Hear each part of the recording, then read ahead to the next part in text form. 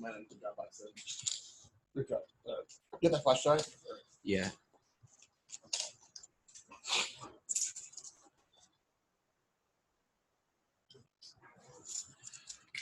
I'm just copying my presentation onto Sammy's computer. He doesn't have the Dropbox open.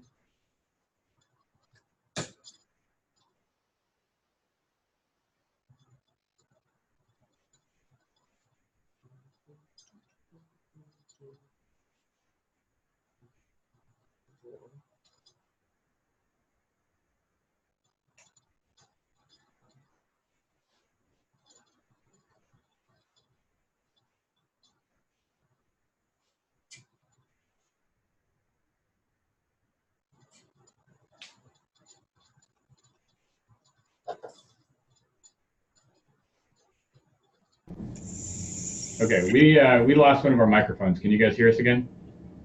You want to go ahead? Yeah. Yeah. Okay. This microphone. Can you hear me now? No good, right? Okay, everybody ready to go? Yeah. Okay, I got to introduce you to a couple of new people. I'll actually let them introduce themselves here, but a couple of new people are joining the lab today.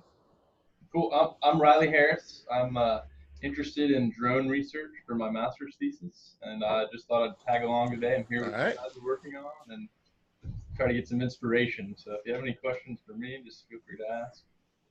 All right. Hannah, I'm an undergrad studying geography and GIS. I have class geovisualization with Dr. Pingle, so I just came along to see what was up. Yeah, just stopping in, see how it goes. How about you guys? I'm Earle. I'm a master's student. I've been working with Dr. Pingle for, this is my 4th year working with him now.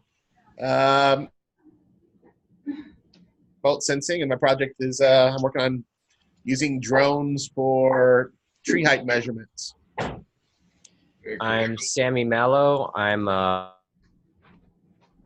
master's student. I'm in the geology department, and I have been using a drone as part of my master's thesis, which involves looking at water quality in a wastewater treatment wetland. Very cool. Nice to meet you all. Nice. All right, so for the new folks today, the way this usually works is each of us will give a short presentation about sort of what we've been up to. These are really informal screen grabs and some text and just sort of updating the group and on what you've been up to, Very cool. and getting feedback on pieces that you might want to, talk to the group about. So it's an informal discussion. Feel free to, interrupt or ask questions or whatever. I don't know how this is going to work. As the lab gets bigger, probably we won't be having everybody do a presentation every week, but for now, that's kind of the norm. A couple of exceptions once in a while. You guys are kind of free to just kind of sit in whenever you want. And if you feel like joining in, then you might give these kinds of things, and they range from 5 minutes to 15 most of the time. Cool. Thanks for having us. Yeah, thanks. Okay, so I'm going to queue up. 5 minutes to 15. What's that? I said 5 minutes to 15. That's a short day for us. Yeah, it's usually a little longer than that, but aspirational 5 to 15. Okay, I need to share the screen. Whatever that is.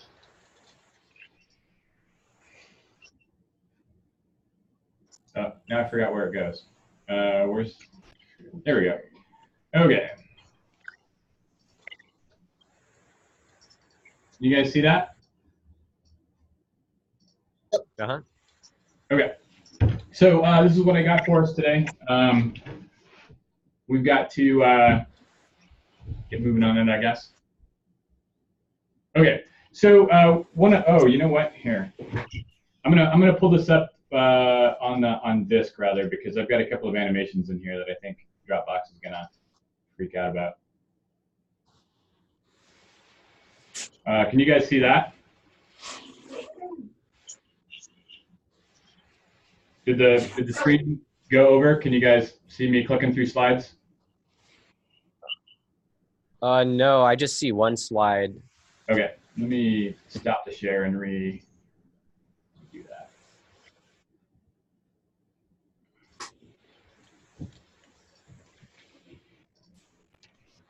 All right, how about now? Okay. Okay. I forgot I had a couple of embedded there. Yeah. Okay. So one of the things that we've been after and kind of working with is the robot operating system. So this is a software package usually run on Linux that can talk to a lot of different sensors. So it was developed to control all kinds of different robots, whether it's UAVs or whether it's sort of humanoid robots or robot dogs or whatever. But what we care about is that it can take in sensors like LiDAR sensors and cameras and turn those into maps, because robots have to move around. So the challenge of getting robots to recognize their environment and build a map is exactly parallel to what we need to do, right? So we don't need to control a robot, but we do need to build a map. So ROS or ROS is a way to do that. And so I wanted to get some of that, I wanted to get that installed. It runs on Linux, so I was trying to do a Linux install at home. This was the worst Linux install I've ever had. Two problems. One was just a BIOS setting. So there was a secure boot that wouldn't let me do anything. So that was an easy fix. The other thing, though, probably will come up a little bit more often. So it turns out that the NVIDIA drivers don't load automatically on an initial boot. So we use NVIDIA graphics cards because they've got really nice GPUs to do a lot of what we need to do. But the drivers for that wouldn't load, and it was awful. And so I ended up having to do a no mode set within the boot. So I'm just kind of making a note of this. Like, this is just sort of like, a lot of these are sort of like notes to self. So in 6 months, when we have to do this again and we run into another Linux problem, we can go, what was it that Tom ran into back then? And you can pull it up and you can see. So this is just kind of like a log entry. It'll be interesting to see whether I keep using a Linux partition or not. The Windows has a ability to run Ubuntu natively now. Have you guys done that too? So you can actually install Ubuntu and go back and just have it on Windows, sort of like an embedded desktop. So that's pretty cool. So I'm thinking probably that's how I'll do the ROS, is just rather than an entirely separate thing, kind of have something embedded in Windows, and it's easier to switch back and forth. And there's a previous entry from the summer about getting that to work, but not with ROS. I got the Linux working, but not that. The Trees of DeKalb article is out. So this was pretty exciting. We had gotten contacted by journalists just by the end of last week, looking to write an article about Michael Kirk, a resident of DeKalb, Illinois, that's been cataloging trees for a few decades. I helped them build a web map to sort of get that information out. So some editor at the newspaper in DeKalb had stumbled across that and got a hold of me, and then we got a hold of Mike. And so I actually haven't gotten a version of this in the newspaper. Did you guys get a printed copy? No, just the online copies, all I saw. Oh, okay. Yeah, it's in print. I guess a couple of people have it, so look around for those, Earle, because have you read the article, Earle? Oh, I didn't know that. Yeah, I did. Yeah, so I was actually really glad it focused mostly on Mark's portion of it, because that was one thing I kept saying to him. I'm like, oh, it's really, I've only done a little bit on this, so it's really not our project. So just yeah. that. Yeah, it was nice that I think since I had moved away, they wanted to kind of refocus it on Mike, which is good because he's the guy that has been doing this for a long time. The project, I spent the weekend kind of updating the web map. On the geovisualization side, this was kind of an interesting project. The web mapping part, because we wanted to make it participatory and get people from the community to get involved with the project, I wanted to stay away from something like Arc Online, which would be the kind of natural choice. Me making it. Hey. Okay. So where was I with that? ArcMap. Yeah. So you don't want to use Arc Online for stuff where you're just going to have sort of people in the community, unless you want to be the one sort of filtering all the information. So what I'd rather do is use something like some of the Google mapping products where it's easy. Lots of people have Google accounts, and it's kind of drag and drop, and it's a little more than that, but it's not that hard for people to sort of add some things and participate. So I've done that on a couple of other projects before, and it's worked out pretty well. Really? But it's interesting to sort of balance like the technological capabilities with the participatory GIS. So have you guys run into any of the participatory GIS topics and anything that you're doing? You may have to elaborate a little bit on what that is. Participatory. So the idea is like people Like crowdsource. crowdsourcing, but also getting people involved in sort of the mapping process, whether it's data generation or mapping or dissemination of that information. But getting the community to kind of get involved in a project rather than sort of like, here's a map, you know, they can. Well, at Radford University, I TA'd a class, and we took coordinates of trees and ID'd the trees and then put them into the GIS, but had students do that. Okay. And so that might be sort of what you're talking about. Yeah, it's similar. So the idea is once you generate that data set, like how do you maintain it? How do you get the community to participate? Like that's the tricky part, I think, of participatory GIS is how do you get the community to get involved, not just to use it, but to actually contribute to it, to take ownership of it, so that you know you can kind of maybe build up the system, because that takes a lot of expertise, but then after that maybe it can stand on its own, and then somebody else from the community, even without a lot of technical expertise, can manage it and maintain it. A thought that I kind of had, you know, was how you could kind of make it more layman friendly by making it into an app, maybe data entry or data collection app, where you would take a picture and it would geocode it. Right. And, you know, be kind of user friendly, if you will. Right. Yeah. So. Yeah. There are a lot of parallel projects to this, but anyway, glad to get this out. One of the nice outcomes is that this giant 350-year-old tree is likely to be protected. They're going to get Mike said they're going to get a plaque, and they're going to take out some of the people had paved over a parking lot nearby, and so the root system wasn't getting enough water, and they built a shed. So they're going to pull back on the parking lot, and they're going to take down the shed. Oh, wow. It really is going to make a big difference. Like, it's a pretty cool old tree. We had a meeting this week. Radiant Solutions came out, which is a sub company related to DeKalb, and talked to us a little bit about SpaceNet. What I thought was interesting is there's a SpaceNet algorithm. You want to close that? An algorithm challenge where they're going to distribute some remote sensing data, and basically the idea is, can you take this satellite imagery, multispectral, super high-res stuff, and then find roads, find buildings. It was a neat project, and they've had a couple of competitions running already, and a new one is going to drop in October.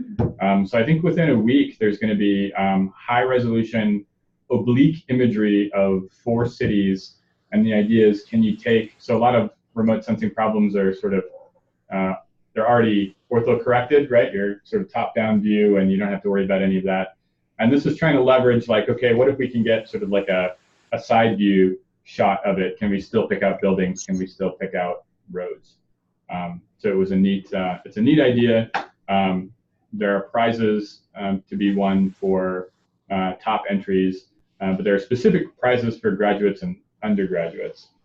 So that was cool. And I guess no undergraduate has yet entered the competition. Really? So that money is kind of free for the taking. I don't think that's going to last long. They seem to be really kind of getting the word out. But still, that's a good opportunity. So I think whether we want to throw our hat into the ring or not, I think we should at least see how the first one goes.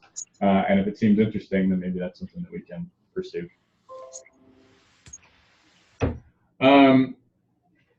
Earle's work last week on that's sorry to interrupt. Can you go back to that slide really quick? I'm trying to pull up that. It's SpaceNet. Yeah. .com, or what is the link for that? I don't know. I would just Google it. There's a link. Oh yeah, DigitalGlobe. Explore.digitalglobe.com/SpaceNet.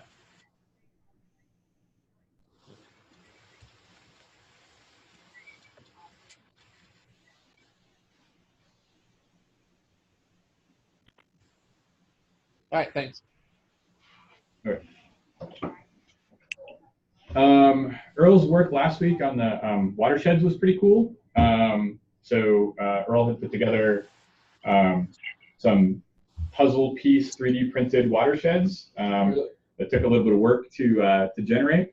I think a lot of these 3D printed models that we've been working on, we should start getting, we put a lot of work into kind of getting the techniques for how these things get made. And I think getting that out into the literature would be good. So we had talked a little bit about on the Slack channel about maybe using the geography teacher as one of the journals, so getting it out into the classroom. How do you make these things? How could you get students to make these things? And so probably some of the stuff we'll be doing in GeoViz will be sort of a test of how well this process works, trying to get 3D model construction into the classroom. So this will be sort of custom work rather than sort of going on touch terrain to do it. Okay, so Earle and Lily and I will probably talk a little bit offline about that this week. But the article, Earle, I didn't get a lot of looking, but basically the geography teacher is just looking for 15 double-spaced pages, which is pretty short. These articles are very much on the short side. So I think this is a pretty good venue, be an easy, quick paper to write up.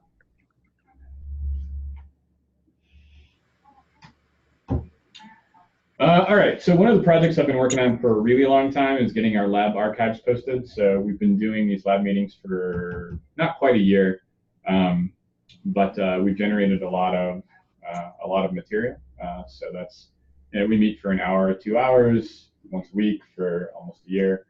Not every week, but pretty much every week. And by summer, it became obvious that we wanted to keep track of all of the stuff we were doing, right? So it's one thing to kind of update everybody, which is great.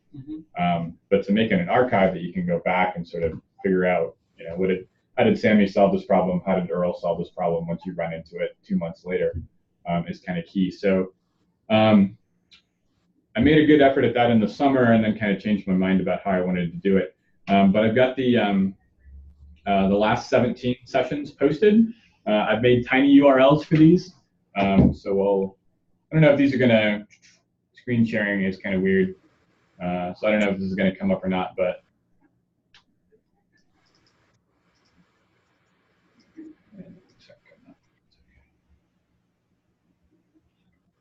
Okay. My guess is that the screen didn't transfer over, right? You guys are still looking at PowerPoint? Yeah. Okay. Let's see if we can.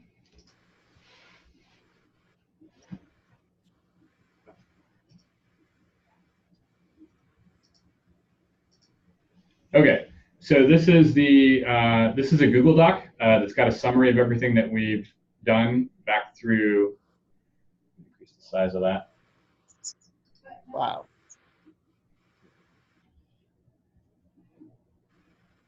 Okay. So I've gone back through for some of these we've kind of made keywords, and I've kind of gone back through the PowerPoints and made annotations, but lots of stuff in here. So if you guys get a chance, look through the list and sort of see all of this stuff.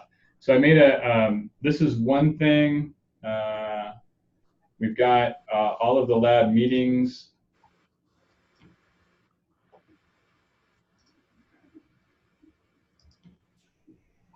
Are here. So these tiny URLs take you to wherever. This is just a YouTube page that I've created. So all of the lab meetings are up here. They're all unlisted. So I don't think anybody should be stumbling across these, but they're all here all the way back to the 13th of April, which is where I stopped. And then we've got other lab videos. These are just sort of random kind of one-offs that we've made. So anything from time-lapse of the augmented reality sandbox to some of the work that we've been doing more recently. I guess I've got a lab report that got stuck in here, so I'll move that. Okay, so all of that stuff is there and ready to be used.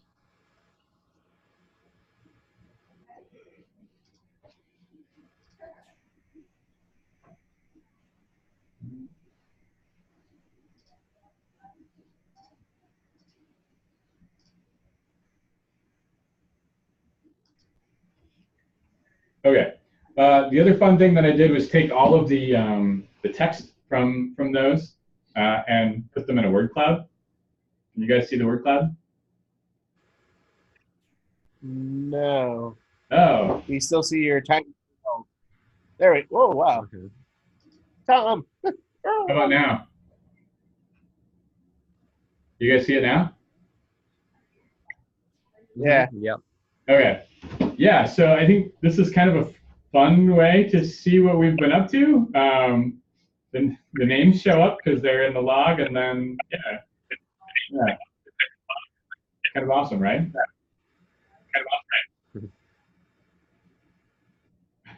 This is an exceptionally quiet lab meeting today. Awesome. Yeah, Hudson was here. This, by the way, was Jason Davies. When I was just looking for a random word cloud generator, but the place that I landed was Jason Davies' website. So Jason Davies is one of the guys that's behind D3, which is a JavaScript data visualization system online. I don't know if you guys have heard of D3. No. But he worked with Mike Bostock, and they do lots of awesome interactive web visualization stuff. So it was fun to find him connected to something as mundane as the word cloud, because these are done all the time. But so you're familiar with him before? I was familiar. Yeah, I saw his name, and I was like, oh, this is Jason Davies. This is great. We'll probably read some. One of the things I had to do, this is more just kind of a log entry. I had to string together some of the videos. So we used to record these individually. So it would be mine, and then we'd record Earle's, and they'd all be their own files. I think given that we're uploading these things to YouTube just for management, it's a lot easier to have one long file. So I mashed all these together, and FFmpeg has a nice concatenator. So it was actually super easy to put those together. I apologize if any of them are out of order. I kind of made my best guess about who went when, but they could be out of order. Okay. Sammy, you had asked me to take a look at some of your point clouds from the drone. Mm-hmm. Yep. Okay. So Sammy's project, he flew an area in Cambodia with a fixed wing drone that he built, and then came back and ran the imagery through Pix4D, got a point cloud out. There's a lot of really good stuff as he's been kind of picking through making that happen. So if you guys are interested in sort of how that was done, all of that stuff is online, and Sammy can tell you more about it maybe when he's talking today. But this particular problem is that when you make point clouds over water, you don't get very reliable results, because the way the algorithm works is it's looking for common features in each image, and then it's using that to make a 3D model. If it can't find a common picture, then it can't put it together. So water is always changing, so it can't lock in and it can't create a model. Does that make sense? So Sammy's project in particular is kind of dealing with this relatively low-lying area in Cambodia, kind of a wetland. And so there's these open water areas. Some of the stuff, Sammy, a lot of this is vegetation, like rice or something that's being grown here. It's floating vegetables. It's like cultivated vegetables that people eat, and they grow it on floating bamboo mats. Oh wow, that's cool. I did not know that. So you're picking up a lot of the green that you're seeing here. All of that is on water, right? But it's a floating garden essentially. Yeah. Yep. Okay. But there are these places of open water, and so Sammy wants to estimate like what's the water surface height. This is actually pretty strongly related to the ROU that I did over the summer, where we flew open water areas in Mexico and are trying to get water heights from that as well. Point clouds, I can maybe show you some examples after the meetings, but point clouds generated from photogrammetry are pretty messy, and so it's actually pretty hard to. They're not as smooth as you would think, right? Buildings come off pretty good, but vegetation is often pretty bad. Can you guys see that? Mm-hmm. Yeah. All right. So this is one of the sections in kind of the north. Just to highlight, so this is colored by elevation. So this is in Cloud Compare. So you can start to see sort of the structure. I don't know if that's going to go again or not. You can start to see some of the structure. So there's some tall stuff. Sammy, I was wondering is that real? Are those trees, or is that just artifacts from the reconstruction? I'm not really sure. I think it could be like poles, because they tie the mats to like poles that are sticking out of the water. Like I think they stick out around like 10 feet out of the water. Huh.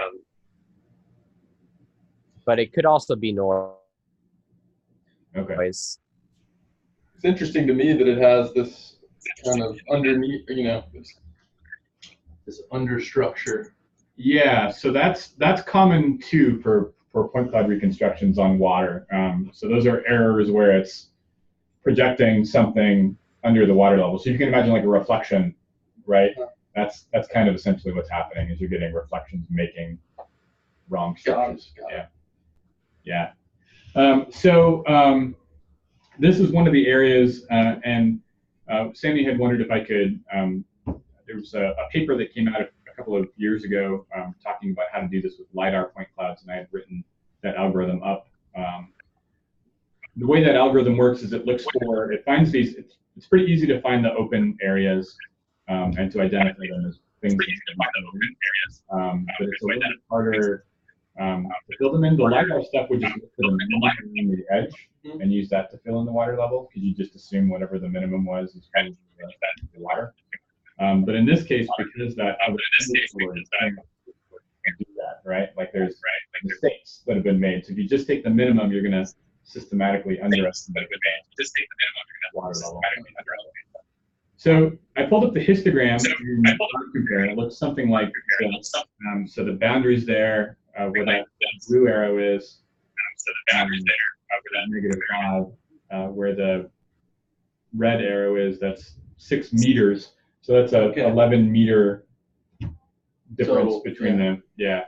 And so that's the sort of top of the stuff sticking around the edge, and then the very bottom of the mistakes that have been made at the bottom, right? So if you crop that out, so what I did, essentially what I think the idea, Sammy, is to look for the peak of this distribution and say, where does this peak happen? And then assume that that's your water level. So what I did was I cropped out a lot of the stuff above and below the water. So I used just the clipping box to do that, and set my Z value at 0, and then cropped everything. I'd meant to do 1.25 meters on both sides, but it's 1.25 meters total. So that's why these boundaries on the histogram are -0.625 meters and then +0.625 meters. So this is sort of like as if you were zooming in on that peak in the histogram. So I think this is essentially what you're after, is trying to figure out, like, based on this histogram, where would you put that water level? So the height of the vertical bars is the number of points that satisfy that, and then the horizontal axis is the height. So if you kind of zoom in on that, it's at about 0.11. So you can see I'm kind of adjusting the slider in Cloud Compare here to, you'll see those numbers kind of moving around. So you can kind of zoom in and sort of say, what's my margin of error? So in this case, I think you can kind of settle in on a 0.11 is about where that water level would be. Does that make sense, Sammy? Yeah, that's really interesting. So the peak of the histogram is basically like the average of, or like where most of the points are located vertically. Exactly. Yeah, how reasonable of a guess this is, I don't know, but that seems like a pretty good approximation. I did this for the other ones. So these are the 3 spots that you had identified in the image that you sent me. And you can zoom in on all of these. I wanted to kind of show you one of the other issues, which is, so if you look on the lower left box of the histogram, what I've done is I've kind of pegged the arrow at the ballpark mean, or the ballpark mode. So on the top one, it's at like -0.05, whereas when we zoomed in on it, it was like 0.1. So there's some fine adjustment here that would have to happen. But the one on the top left and the one on the bottom, these are coming in, the peaks are sort of showing up at around -1.38, -1.21. So what I guess I was wondering is if you still think there might be any, is there any reason why that would be on the ground, why those would be at different heights? Or do we think that it's probably just a problem with the vertical registration of the point cloud? It would make sense for the points that are on the west side of the road to be higher elevation because the water's flowing through a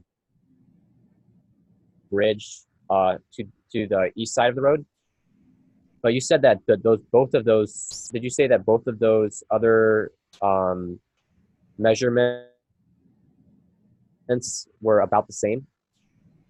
Yeah, well, two of them are about the same. So on this image, I don't know which, I kind of lost track of direction. I think maybe maybe north is kind of towards the upper right. Does that sound right?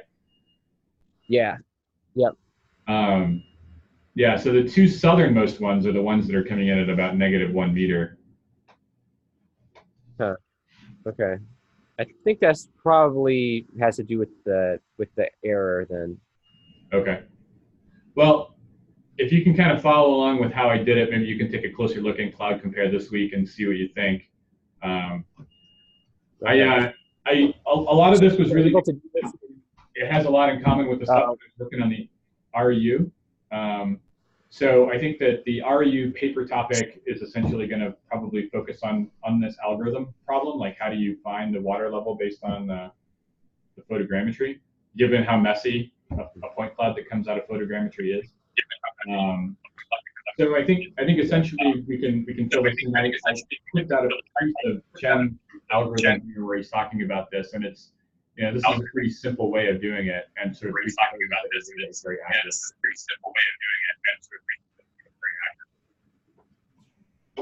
That's interesting to me. One of the potential projects I talked about in some of these Appalachian ponds. Oh, good, yeah. And maybe Yeah. So you can. food for thought. So yeah, very much. That relates to a lot of the stuff we're doing. Very cool. All right. So I was glad to finally get a chance to at least take a look at Sammy's data. I know we've been talking about that. We're going through the old lab reports. I think it was April when you first brought this up, Sammy. So sorry. Yeah, better late than never. It was nice to get the lab reports in kind of a nice format, and it was good to go back through those. So if you guys have a minute to go back through those records, it's kind of a fun read. Nice to come across the stuff. I talked to Shellu yesterday. She's working on her lemur GPS data, so I've been helping her out a little bit with that. I had a pile of goals last week that I meant to get to and didn't. But for next week, I want to try to get that raster analysis, probably not into NeoPy, but probably at least get the notebook revised based on the last conversations that I had with Hannah, and take the Part 107 knowledge exam again because I need to refresh for my drone piloting, and then get the REU report written. So we'll wrap it up then. Any questions back at DeKalb? No. I feel like we've got a longer delay than we usually have. This is kind of weird. Yeah, something seems to be weird on our end. I'm actually going to see if I can pull up my new laptop and connect with that because we're looking on Sammy's little one right now. Yeah. It's kind of hard, so I'm going to try and log in with my new laptop. Okay, yeah, we can give you a minute. What time do you guys need to? We don't have colloquium today. So Oh, okay. at your mercy. Good. I've got a faculty meeting at 12:20, guys, so we'll have to try to get everything in by then. Okay, we're killing his, and we're going to log on to mine because we seem to have a lot better sound quality. Okay. Because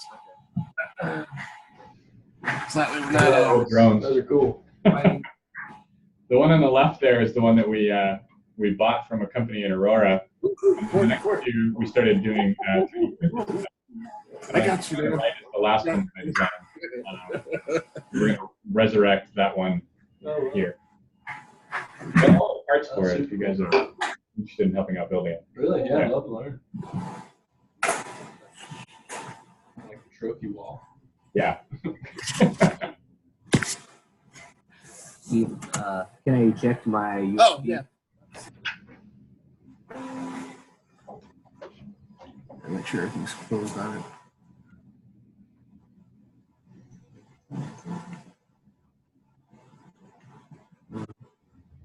I don't know, my computer's acting kind of weird today.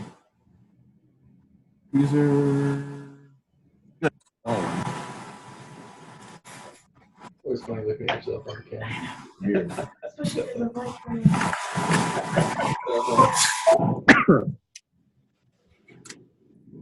that's what I look like. Everyone else.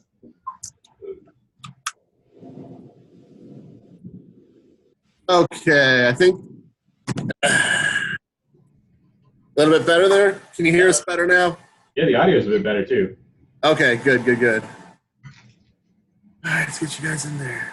So, Sammy and I both have a presentation today. Okay. I guess I'll go first. Not a whole lot. Well, like always, I didn't think I did much, but there's a little bit more than I thought I was going to have. Let's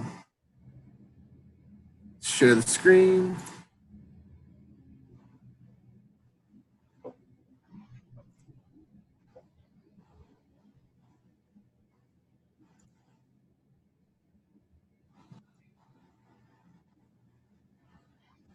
Huh. Are you seeing anything? Yep. Okay. And I do apologize. My allergies have been going crazy this week, so if I'm a little snorty, I apologize. Okay, for lab report day. Sarah Lisby, lab report for 9/28/18. I'm talking about proposals, the state's topo project, and some point cloud issues. Okay, last week my goals were to try and work on my proposal to revise and resubmit some of the stuff, deal with some server issues, and set up state printing tiles. To start with, proposal. I received some feedback from Dr. Pingle, and so I'm working on some of the revrites. It is very hard seeing all your mistakes pointed out, but hey. Review, right? Everybody, peer review. Yay. It was good. It would actually, there was a lot less than I thought there was going to be, so I am quite happy on that. But there were some mistakes in there. I'm like, things that were supposed to be cut or edited or revised, like the attribution to Dustin I put about elementary that was supposed to be pulled out of there because it was half a sentence that was part of another. Anyway, so that's underway. I spent a lot of the week actually trying to dig into that, and that's my plan for the whole weekend, is so I can have a copy of it back to you rather quickly. And what's the only Sunday? That's what I'm trying to. Okay. And if you only fail if you stop writing, everybody. Take it from me, and I hate writing more than almost anybody else. So I think I can vouch for that. I think you might even hate writing more than Dustin did, but yeah. I like doing the work. I just hate writing about it. I'm actually kind of the same way. I love doing the work, and I hate writing about it. Yeah. So one day I will have a personal secretary that all that person will do is all my work. There you go. So grad student, yay! All right, so that's just going on. There's not really much to talk about at the moment. Other things I was doing is I'm working on the states project. Like I said, I did pass that by Dr. Shagna, and he thinks it'd be really cool having the states as a jigsaw puzzle for kids to put together as a topo. I did make the topo map. I used I got the whole U.S. going. I used my height range from -50 meters to 4,500 meters. all the way to the top of peak, and it's all that stuff in there.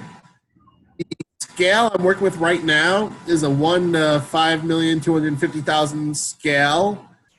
It allows on our printer bed to get all 48 states in a single print. And I use the north-south distance of California to figure it out because it is the longest state of the lower 48s. Yeah. North-south linear. And that just barely fits on the platform. What did you settle on for a projection? Albers. Okay.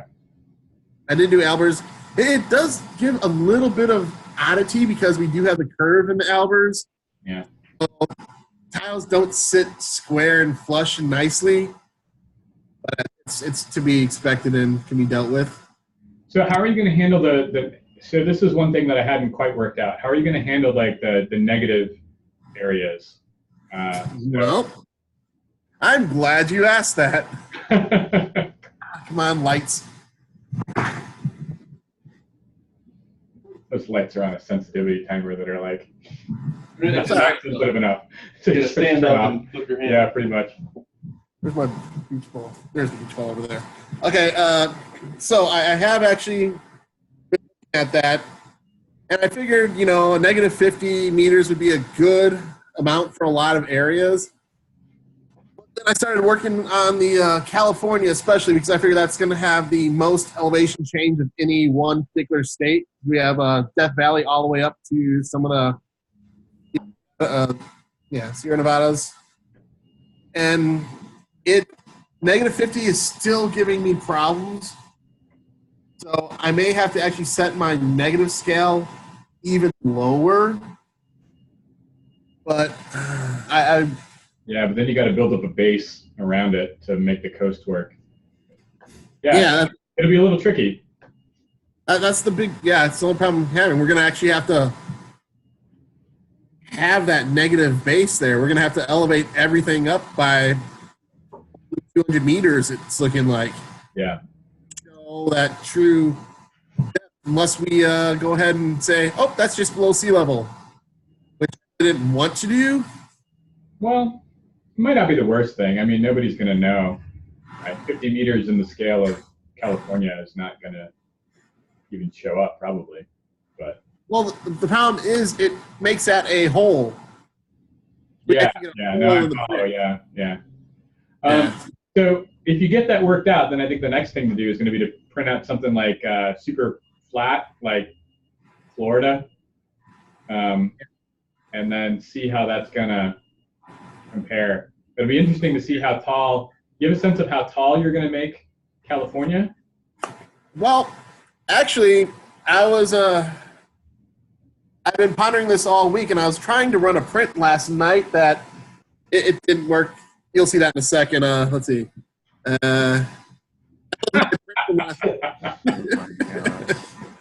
Nice.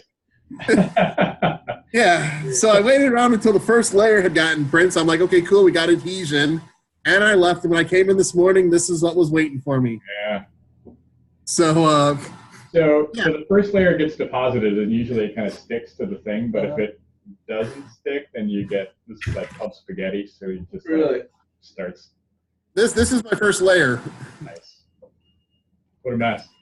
Yeah, it somehow actually I found it underneath the platter, so it was actually got pushed off somehow, and all that fun stuff happened. Yeah. So that was actually Colorado that I was printing here because I wanted to get a sense of the absolute height. You know, Yeah. So I was thinking, since I have a 4,500 to negative 50 or 0, I was actually thinking of doing a 45-step layer, or I was gonna try and print it out to actually a 45 millimeter height, so that each millimeter of height is representative of a 100-meter change in topographic elevation. Yeah, that's a pretty good idea. If that doesn't work, try half that. But I like the idea of keeping it registered. That's good.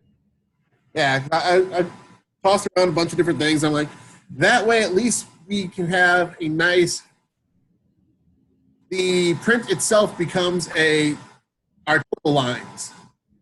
Yeah. Because if you set each print line at a half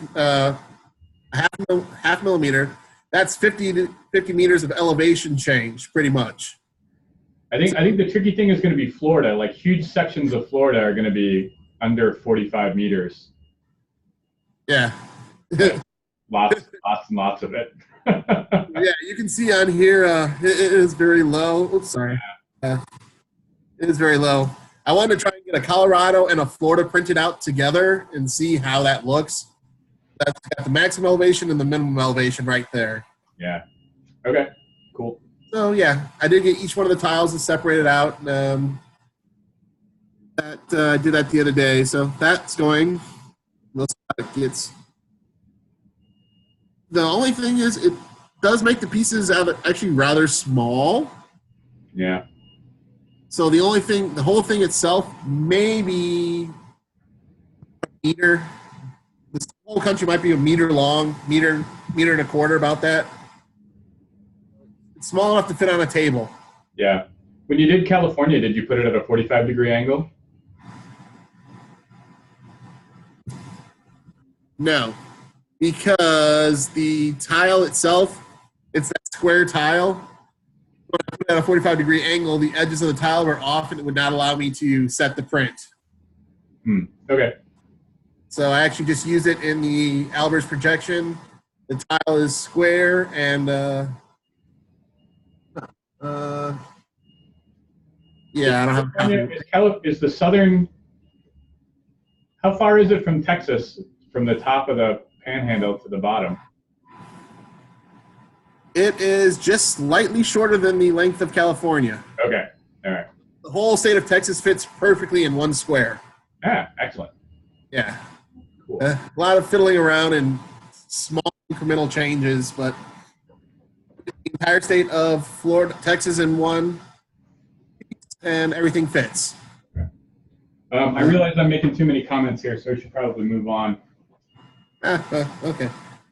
Continuing. Okay. So that was my print test fail. Okay, server. No, I've done nothing on the server right now. I did take that USB 3 card and installed it in my tower at home.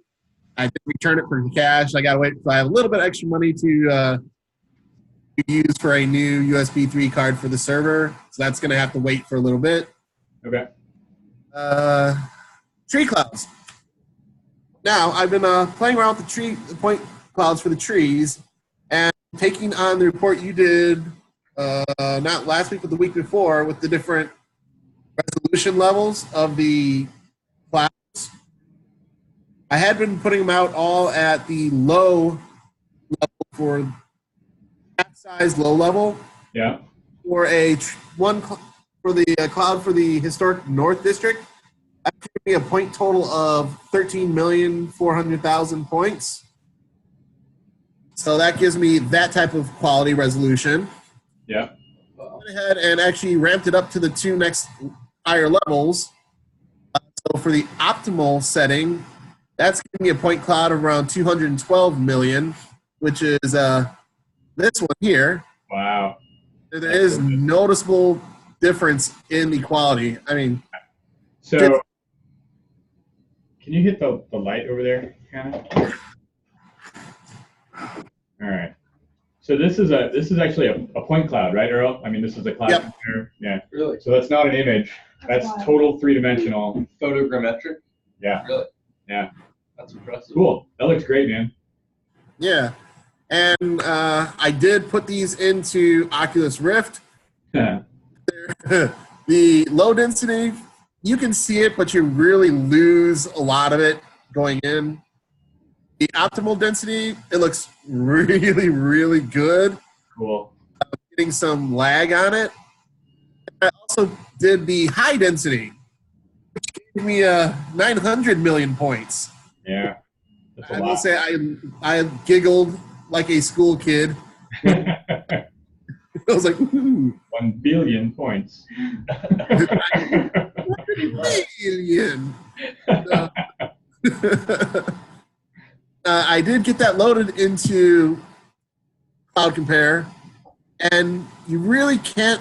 You can see a little bit of difference in the screen grab, but my goodness, when you actually put it in there, we are almost at photo quality of. Like if you look at the streets, that's the big thing you can notice. The streets actually become. Oh yeah. Wow. Huh. So, the processing for that did take 22 hours for the high density one. The optimal density took me about 6 or 7 hours. Low density, we get that done in about 3 or 4 hours. Wow. We have the high density running at full size instead of half size now. And that's been processing for about 2.5 days now. So I don't have an image to show for you yet. I've been hoping I was going to get done in time. There we go. That's all right. That's pretty great. I mean, for the immersive stuff, I bet this is going to make a huge, huge difference. Yeah, I'm waiting for this one to finish so I can actually run one of the the leaf off one, because I really want to see if we're getting that trunk structure that I'm looking for. Oh, amazing. So that's what I'm kind of waiting for, but this is just, I've been playing around. Actually getting into it with Cloud Compare is just amazing. Yeah. You can almost literally see leaves, actual individual leaves on the trees. Yeah, I don't know if you want any more work for your proposal, but analyzing I think this is something that I have not ever seen explored, which is, how does the density of this point cloud affect your measurements and the algorithmic measurements? I mean, you must be able to get some pretty, like an algorithm, maybe the 8 million points are going to be enough to do it. But maybe it's not. I don't know. I think this is a good question for your thesis, but I don't know. You've already got a plan for your thesis, so don't add on to it, but let's see how it goes. Yep. So, yeah, it's just the level of quality and literally getting into the trees. You can see the actual bumps and bulges of the crown shape. It makes it a whole lot easier to try and find that top point now. Yeah. So, wow. I'm just waiting to see if the full image high density one, what that comes up with. I will say it took about almost 20 minutes for this to load into Cloud Compare itself. So yeah, the last time I tried to load something with, I think it had 200 million points. Cloud Compare was noticeably laggy. Like it was really hard to move it around. Yeah, the optimal density, it gets a little bit laggy. It does move relatively smooth. The high density, it's like literally you have to move it and wait, and move it and wait. So to get by that, what I've been doing is I've been using my low density for my movement, and then I just open up the high density whenever I'm at the point I want to look at. Oh, that's a good idea. That's a good idea. To go around some of that lag. Yep, that's good. So, all right, that's that. Have you guys seen a point cloud for one of these before? I have seen a point cloud like this generated from Pix4D? Uh-huh. Okay. But this is very, very crisp. Potentially, Yeah. but because I looked at a bunch of stuff in like remote sensing that we couldn't actually like do Okay. as a class, but just like stuff that they told us about. Yeah. So they showed us things. Okay. Because we are. If you want, I can try and. You want me to pull up one of these clouds for you guys, or are you going to look at one over there? We'll look at one over here afterwards. That's okay. Okay. All right, so that's about it for me. My goals, proposal, that's underway. Server, not even going to worry about that right now. Yeah. And I did get the state set up for printing. Cool. So, If you get a chance to export the watersheds as a STL file, can you send those over or put that on your to-do list? Okay. So coming up, proposal, state printing, and I'll add watersheds to that list. All right. That's about it for me this week. All right. Thanks, Earle. That was great. You guys have any questions for Earle? No, Taking it in. Good, good. All right, let's get Sammy's up here. Okay, so it is 12:04. Sammy, what's your? I want to make sure you get a fair chance to talk about everything you're doing. I've got my schedule for the afternoon is entirely open. So if you'd rather do this, I'm only gonna take like 10 minutes. Okay. All right, we'll go ahead with it then. Sammy, All right. to you, sir. So what I've been doing a lot lately is trying to analyze my water quality data temporally and spatially, because I have basically 3 sampling periods where I went to Cambodia and sampled the from the wetland, and they're roughly during the monsoon season, like they're roughly happening during one monsoon cycle. So Mel introduced me to a professor in the statistics department who is familiar with working with temporal data and environmental data. And I met with her last week, and she gave me some direction to basically just plot all my data. And once all the data is plotted, then we can work to like find trends and patterns. And like eventually the end goal is to make like a spatial regression model, which I don't know very much about. So she's going to be helping me a lot with that. But what that is supposedly going to help us with is figuring out what parameters, like whether it be rainfall or geographic coordinates, what parameters are related to or influencing other parameters. So like this graph is like kind of an example of what I'm expecting, which is the as I get farther and farther from the sewage pump station where the sewage water is being introduced into the wetland, the electrical conductivity is going to go down. And electrical conductivity is basically an indication of how much dissolved ion is in the water. Sewage water has lots of dissolved ions because of the waste. Electrolytes. And then more natural water is going to have less of that.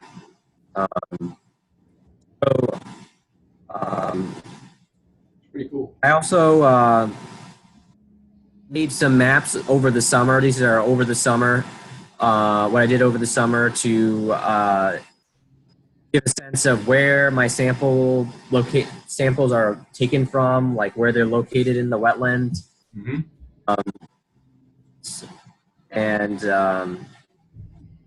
So they were made in Illustrator. Yeah, they look good. Thanks. That's really nice.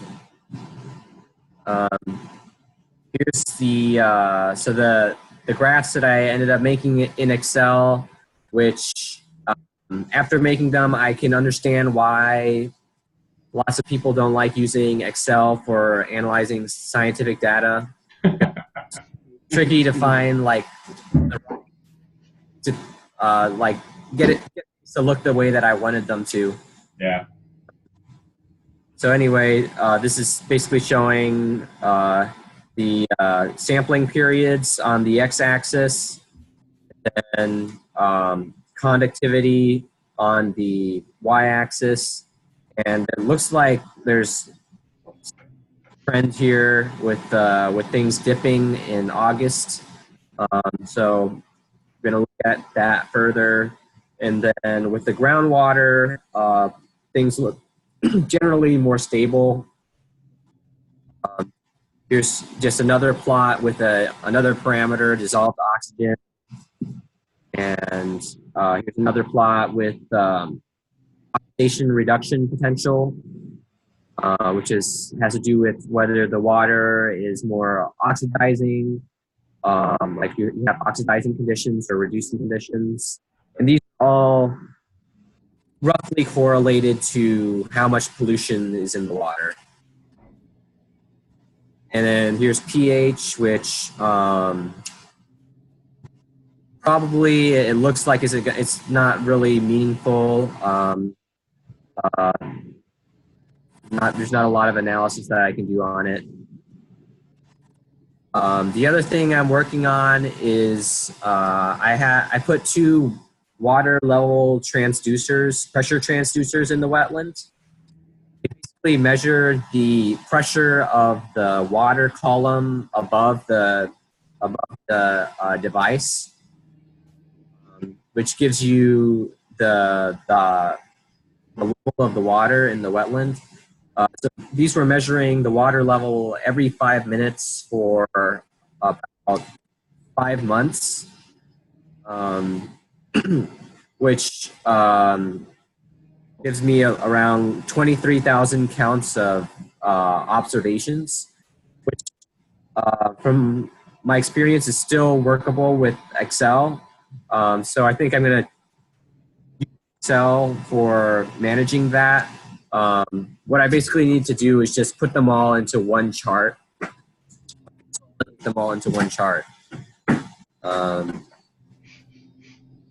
And then here's rainfall data from the area. It was from a weather station that took measurements every minute. A lot more resolution than I need, and so much resolution that I can't work with it in Excel because Excel keeps crashing and it's extremely laggy. There are about 700,000 observations.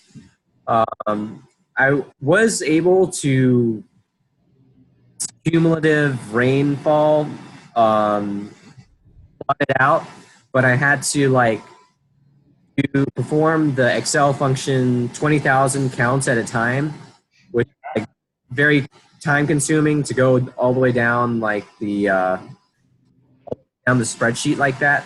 Yeah. Python is definitely, well, some kind of programming language is the way to go. Python would work just fine. Yeah, I heard that meteorology people know how to with this kind of stuff. Earle, do you remember how to do this stuff from Python last year? Yeah, so I was just thinking, I'm like, yeah, I think we could probably find something for that. Okay. Cool. Yeah, let me know if I can help you sketch up a start. Okay. Yeah. Because what I really just need is the daily sum. Yep. For this.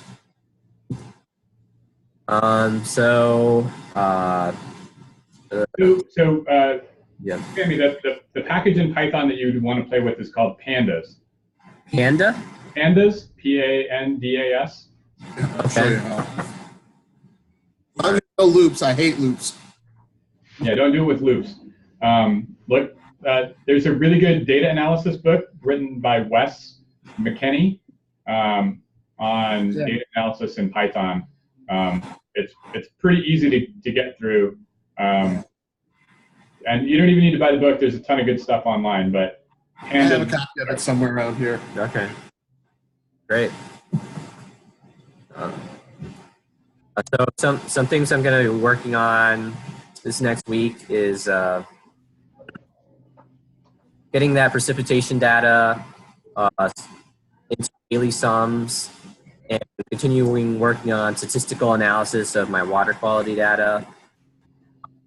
Putting the water quality data into one Excel sheet because in order to make the spatial regression model, it needs to be in one Excel sheet so that you can it's a lot more manageable. And consolidate my pressure transducer data into one chart. So I'll be putting a lot of data into one spreadsheet. And then also plot water quality data spatially, basically looking at distance from the pumping station and how that affects things. To conclude,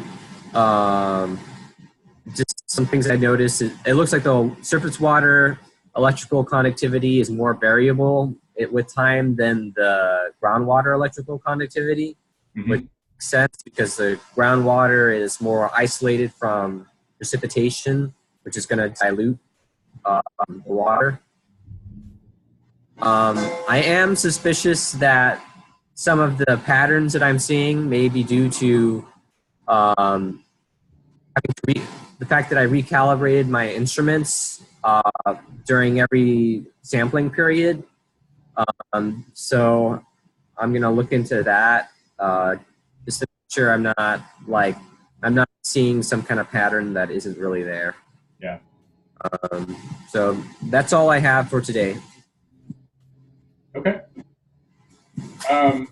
The stats professor that you're working with, does she use Excel, or what is she?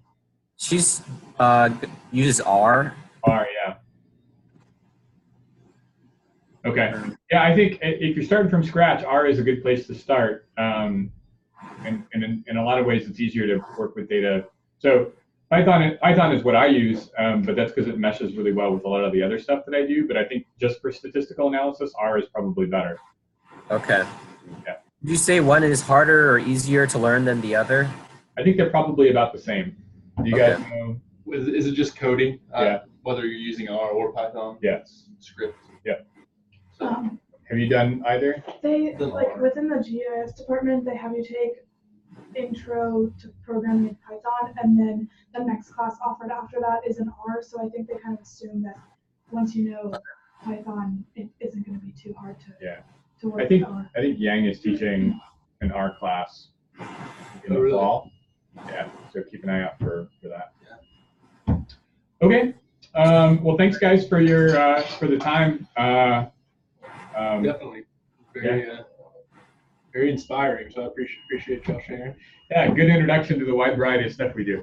All right, well, take care, guys. We'll see you next week. All right, nice meeting you guys. See you soon.